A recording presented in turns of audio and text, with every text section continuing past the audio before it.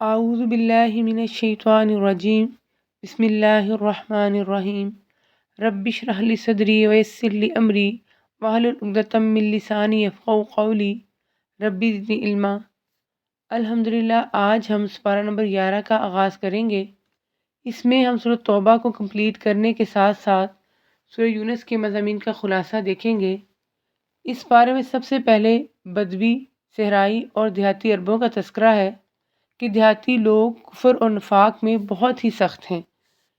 پھر ان لوگوں کا ذکر آیا جو جہاد میں نہیں گئے تھے مگر اپنے قصوروں کا اعتراف انہوں نے کر لیا اور جھوٹے اعتراض پیش نہیں کیے، مخلص تھے مگر غلطی ہو گئی، آگے جا کر ان کی معافی کا اعلان ہوا۔ اس کے بعد منافقین کی ایک اور نہایت کبھی حرکت کا بیان ہے کہ انہوں نے ایک مسجد بنائی اور نبی صلی اللہ علیہ وسلم کو یہ باور کرایا کہ بارش، سردی اور اس قسم کے موقعوں پر بیماروں اور کمزوروں کو زیادہ دور جانے میں مشکل پیش آتی ہے، ان کی سہولت کے لیے ہم نے یہ مسجد بنائی ہے،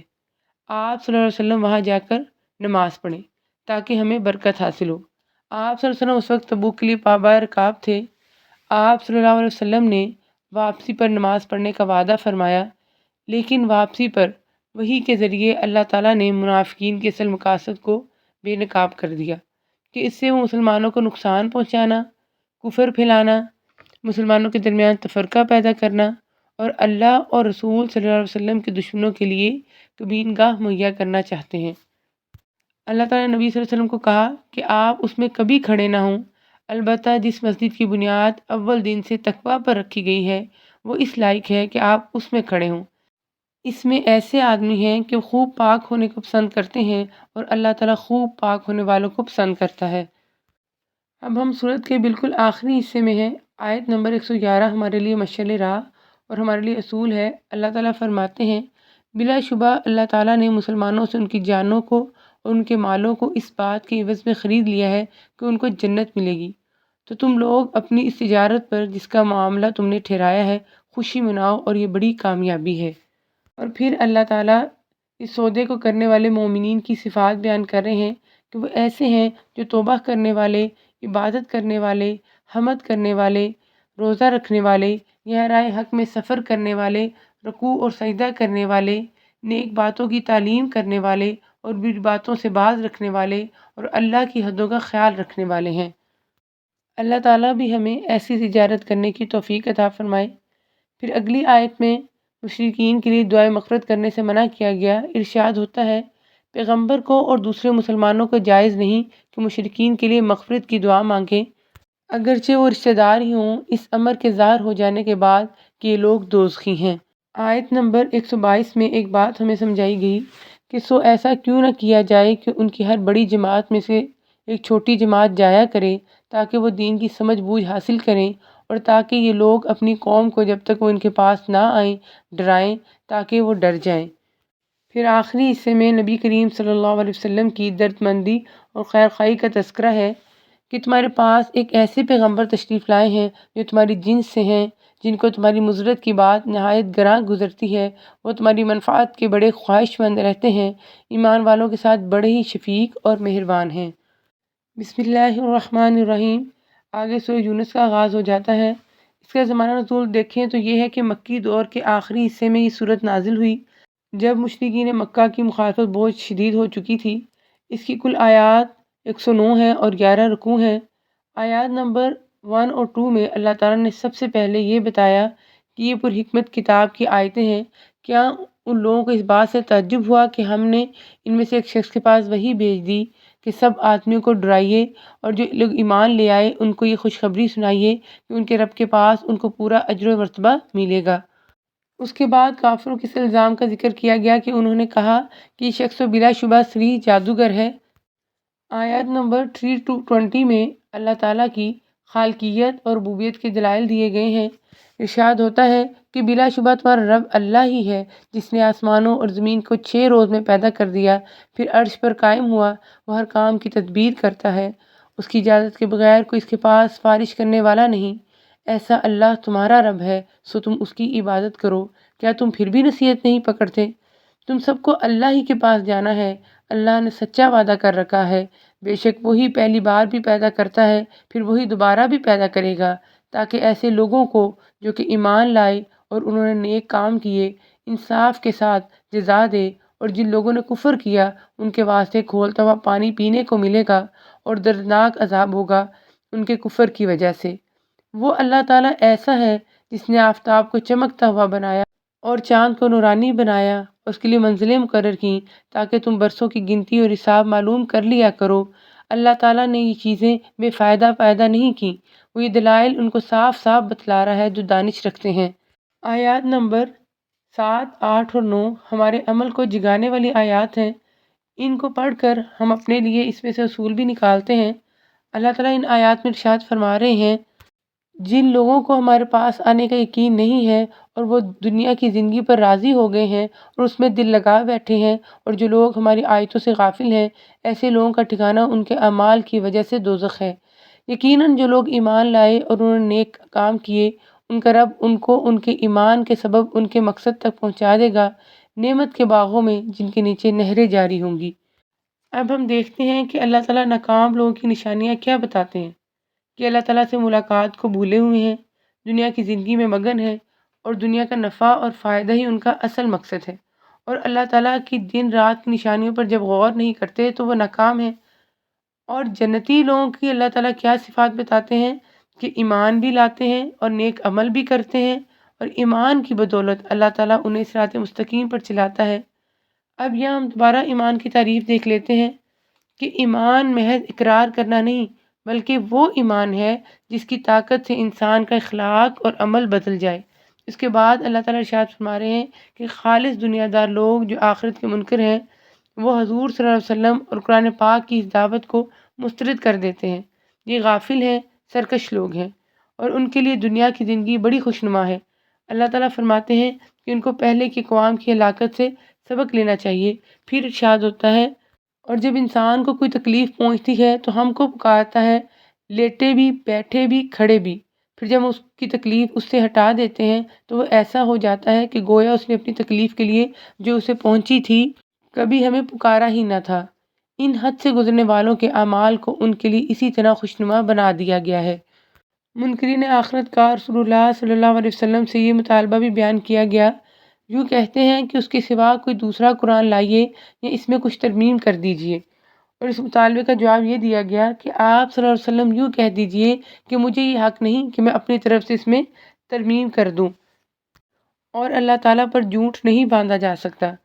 مشرکین کے عقیدہ شفاعت کی پھر نفی کی گئی اور معجزات کے مطالبے پر کہا گیا کہ قرآن پاک کے معجزے پر غور کریں۔ آیات نمبر 21 to 46 میں اللہ تعالیٰ انسان کی ناشکری کا دوبارہ تذکرہ کرتے ہیں، اور جب ہم لوگوں کو اس امر کے بعد کہ ان پر کوئی مصیبت پڑ چکی ہو کسی نعمت کا مزہ چکھا دیتے ہیں تو وہ فوراً ہی ہماری آیتوں کے بارے میں چالیں چلنے لگتے ہیں۔ آپ کہہ دیجئے کہ اللہ چال چلنے میں تم سب سے زیادہ تیز ہے، بالیقین ہمارے فرشتے تمہاری سب چالوں کو لکھ رہے ہیں، اور وہ اللہ ایسا ہے کہ تم کو خشکی اور دریا میں چلاتا ہے، اور یہاں تک کہ جب تم کشتی میں ہوتے ہو اور وہ کشتیاں لوگوں کو موافق ہوا کے ذریعہ سے لے کر چلتی ہیں اور وہ لوگ ان سے خوش ہوتے ہیں، ان پر ایک جھونکا سخت ہوا کا آتا ہے، ہر طرف سے ان پر موجیں اٹھتی چلی آتی ہیں اور وہ سمجھتے ہیں کہ برے آ گرے۔ اس وقت سب خالص اعتقاد کر کے اللہ تعالیٰ ہی کو پکارتے ہیں کہ اگر تو ہم کو اس سے بچا لے تو ہم ضرور شکر گزار بن جائیں گے۔ اس میں سمجھنے والی بات یہ ہے کہ توحید کے برحق ہونے کی نشانی جو ہے وہ ہر انسان کے اپنے نفس میں موجود ہے۔ جب تک حالات سازگار رہتے ہیں انسان جو ہے وہ خدا کو بھولا اور دنیا کی زندگی پر پھولا رہتا ہے، مگر جہاں یہ اسباب جو ہے ساتھ چھوڑتے ہیں وہیں پر پھر انسان کو اللہ تعالیٰ کی یاد آ جاتی ہے۔ پھر ارشاد فرمایا کہ پھر جب اللہ تعالیٰ ان کو بچا لیتا ہے تو فوراً ہی وہ زمین میں ناحق سرکشی کرنے لگتے ہیں۔ اے لوگو، یہ تمہاری سرکشی تمہارے لیے وبال ہونے والی ہے۔ آگے اللہ تعالیٰ آیت نمبر 24 میں ارشاد فرما رہے ہیں، پس دنیاوی زندگی کی حالت تو ایسی ہے جیسے ہم نے آسمان سے پانی برسایا، پھر اس سے زمین کی نباتات جن کو آدمی اور چوپائے کھاتے ہیں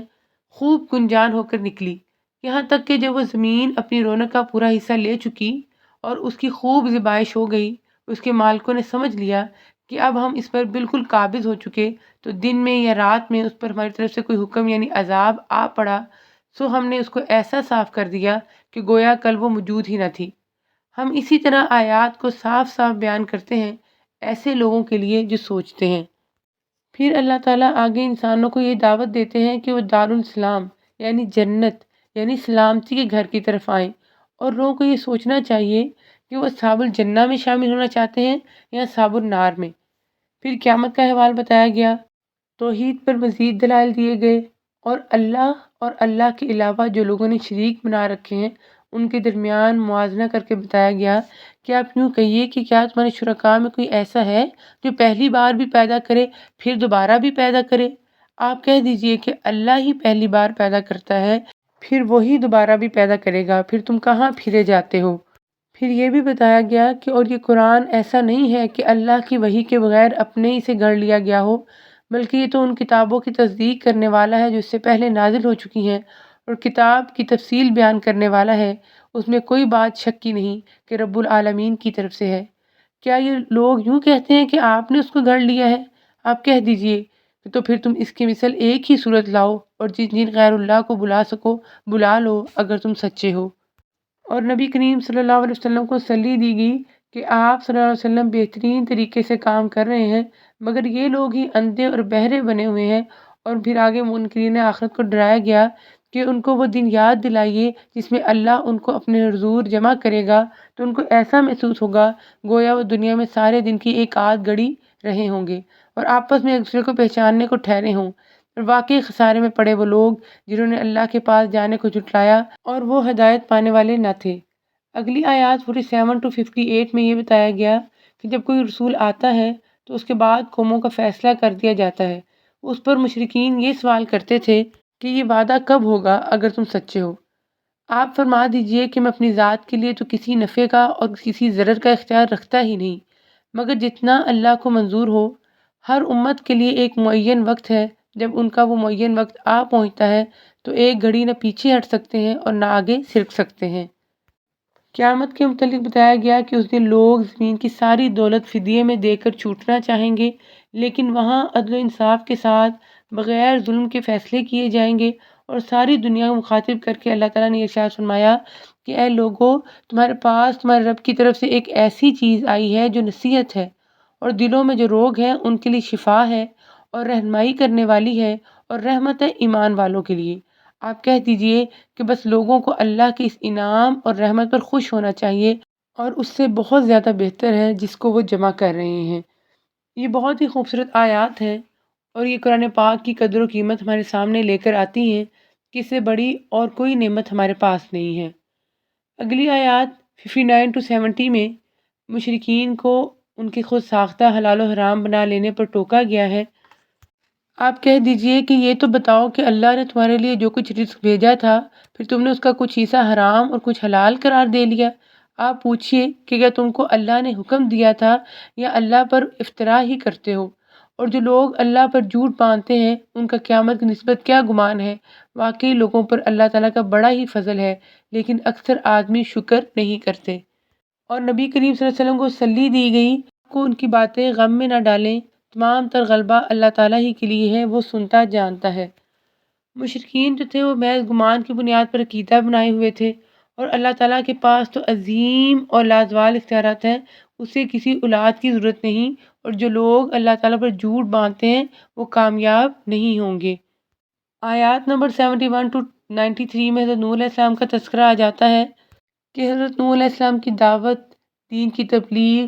ان کی قوم کے جو کافر تھے ان کو بہت ناگوار تھی، تو وہ لوگ ان کو جھٹلاتے رہے، بس ہم نے ان کو اور جو ان کے ساتھ کشتی میں تھے ان کو نجات دی اور ان کو جانشین بنایا۔ اس کے بعد حضرت موسیٰ علیہ السلام اور حضرت ہارون علیہ السلام کا تذکرہ آ جاتا ہے کہ فرعون اس کے ساتھیوں نے تکبر سے کام لیا، اور وہ مجرم لوگ تھے، انہوں نے حق کو جادو قرار دیا، اور ان کا یہ خیال تھا کہ شاید حضرت موسیٰ علیہ السلام حضرت ہارون علیہ السلام جو ہیں وہ زمین پر اپنی بڑائی چاہتے ہیں۔ فرعون نے دہشت کی بنیاد پر اپنی حکومت قائم کر رکھی تھی، چنانچہ خوف کے مارے سوائے چند نوجوانوں کے کوئی اس پر ایمان نہ لایا۔ ایمان لانے والوں میں اللہ تعالیٰ کے نوجوانوں کا تذکرہ خاص طور پر کیا گیا۔ ہم تاریخ پڑھتے ہیں تو یہ دیکھتے ہیں کہ نبی کریم صلی اللہ علیہ وسلم پر بھی ابتدائی دور میں ایمان لانے والوں کی جو اکثریت تھی وہ نوجوان تھی، لہٰذا ہمیں بھی اپنی نسل نو پر محنت کرنی ہے اور ان کو دین کے ساتھ جوڑنا ہے، اس لیے کہ دین کو جس جرت کی ضرورت ہے وہ نوجوان نسل ہی لا سکتی ہے۔ پھر اللہ تعالیٰ فرماتے ہیں کہ فرعون اور اس کے ساتھی جو تھے وہ مفسد بھی تھے اور مجرم بھی،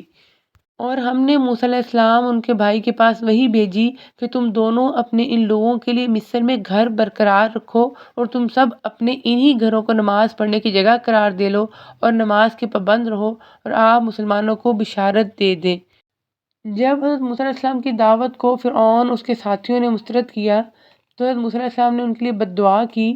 کہ اے ہمارے رب، ان کے مالوں کو نیست و نبود کر دے، ان کے دلوں کو سخت کر دے سو یہ ایمان نہ لانے پائیں یہاں تک کہ دردناک عذاب کو دیکھ لیں۔ حق تعالیٰ نے فرمایا کہ تم دونوں کی دعا قبول کر لی گئی، سو تم ثابت قدم رہو اور ان لوگوں کی راہ نہ چلنا جن کو علم نہیں، اور ہم نے بنی اسرائیل کو دریا سے پار کر دیا اور فرعون اور اس کے فوجی لشکروں کو غرق کر دیا جو باغی بھی تھے اور دین کے دشمن بھی تھے، یہاں تک کہ جب فرعون ڈوبنے لگا تو کہنے لگا کہ میں ایمان لاتا ہوں کہ جس پر بنی اسرائیل ایمان لائے ہیں اس کے سوا کوئی معبود نہیں، اور میں مسلمانوں میں سے ہوں۔ جواب دیا گیا کہ اب ایمان لاتا ہے اور پہلے سرکشی کرتا رہا اور مفسدوں میں داخل رہا، لہٰذا عذاب کے وقت توبہ قبول نہیں کی جاتی۔ اس میں صرف ایک استثنا ہے جو ہمیں قوم یونس کے حوالے سے ملتا ہے جو آگے جا کر ہم پڑھیں گے۔ پھر اللہ تعالیٰ یہ بھی ارشاد فرماتے ہیں، سو آج ہم صرف تیری لاش کو نجات دیں گے تاکہ تو ان کے نشان عبرت ہو جو تیرے بعد ہیں، اور حقیقت یہ ہے کہ بہت سے آدمی ہماری نشانیوں سے غافل ہیں۔ آیات نمبر 94 to 103 میں نبی کریم صلی اللہ علیہ وسلم کو ہدایت دی گئی کہ وہ لوگوں کو ایمان لانے کے لیے مجبور نہیں کر سکتے، اس لیے کہ اللہ تعالیٰ نے انسانوں کو خیر اور شر کی آزادی عطا کی ہے، اور مشرکین کو تاریخ کے حوالے سے ڈرایا گیا کہ وہ بھی ہلاک کیے جا سکتے ہیں، اور اہل ایمان کو تسلی دی گئی کہ پھر ہم اپنے پیغمبروں کو ایمان والوں کو بچا لیتے تھے، اسی طرح ہمارے ذمہ ہے کہ ہم ایمان والوں کو نجات دیا کرتے ہیں۔ اور سورت کے آخری حصے یعنی آیت نمبر 104 to 109 تک میں انسانوں کو ہدایت کی گئی، اور یہ کہ اپنا رخ یکسو ہو کر اس دین کی طرف کر لینا اور کبھی مشرکوں میں سے نہ ہونا۔ اور یہ ہمارے لیے اصول ہے کہ اللہ تعالیٰ کہہ رہے ہیں کہ اور اللہ کو چھوڑ کر ایسی چیز کی عبادت مت کرنا جو تجھ کو نہ کوئی نفع پہنچا سکے اور نہ کوئی ضرر پہنچا سکے، پھر اگر ایسا کیا تو تم اس حالت میں ظالموں میں سے ہو جاؤ گے، اور اگر تم کو اللہ کوئی تکلیف پہنچائے تو سوائے اس کے اور کوئی اس کو دور کرنے والا نہیں ہے، اور اگر وہ تم کو کوئی خیر پہنچانا چاہے تو اس کے فضل کو کوئی ہٹانے والا نہیں، وہ اپنا فضل اپنے بندوں میں جس پر چاہے نچھاور کر دے، اور وہ بڑی مغفرت بڑی رحمت والا ہے۔ آخر میں یہ دعوت دی گئی کہ اللہ تعالیٰ کی طرف سے قرآن پاک لے کر نبی کریم صلی اللہ علیہ وسلم تشریف لے آئے ہیں۔ ارشاد ہوتا ہے کہ آپ کہہ دیجئے کہ اے لوگو، تمہارے پاس حق تمہارے رب کی طرف سے پہنچ چکا ہے، اس لیے جو شخص راہ راست پر آ جائے سو وہ اپنے واسطے ہی راہ راست پر آئے گا، اور جو شخص بے راہ رہے گا تو اس کا بے راہ ہونا اسی پر پڑے گا، اور میں تم پر مسلط نہیں کیا گیا۔ اب لوگوں کو یہ آزادی حاصل ہے، کوئی چاہیں قبول کریں یا مسترد کریں، لیکن پھر وہ اسی کے مطابق اپنے انجام کو پہنچیں گے۔ نبی کریم صلی اللہ علیہ وسلم کو نازل کردہ وحی کی پیروی کرنے اور اللہ تعالیٰ کے فیصلے تک صبر و استقامت کا مظاہرہ کرنے کی تلقین کی گئی ہے، اور اللہ تعالیٰ ہمیں بھی اس قابل بنائے کہ ہم اس قرآن پاک کی ہدایت کی پیروی کر سکیں۔ انشاءاللہ کل ہم سورۃ ہود جو کہ اس پارے کا آخری صفحہ ہے، پارہ نمبر 12 کے ساتھ اس کا آغاز کریں گے۔ اب ہم دعا کی طرف چلتے ہیں۔ اس پارے کے اندر جو دعا آئی ہے وہ سورہ یونس کی آیات 25 اور 26 ہے۔ ربنا لا تجعلنا فتنة للقوم الظالمین نجینا برحمتک من القوم الکافرین۔ اے ہمارے رب، ہم کو ظالم لوگوں کے لیے آزمائش نہ بنا، اور اپنی رحمت فرما کر ہمیں کافروں سے نجات دے۔ وآخر دعوانا ان الحمد للہ رب العالمین۔